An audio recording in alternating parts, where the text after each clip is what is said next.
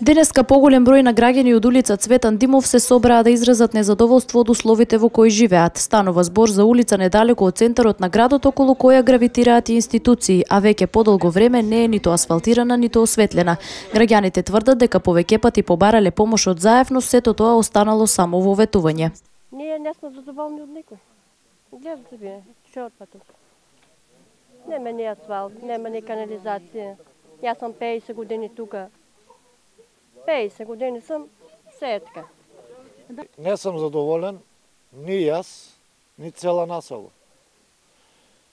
Таа населба тук што го гледате постои од 62 и 63 година.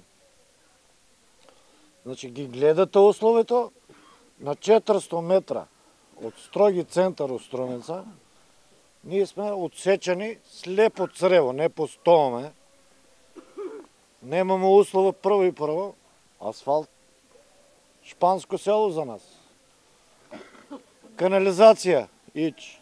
Вода што донесеме со собствени средства, пари од секоја фамилија собираме.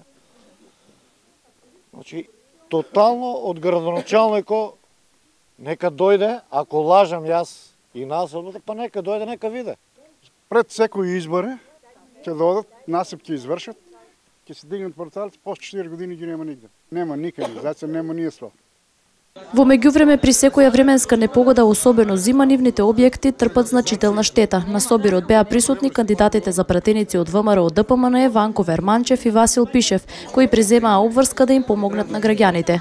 Денеска се наоѓаме на улица Цветан Димов, населба Бездомник.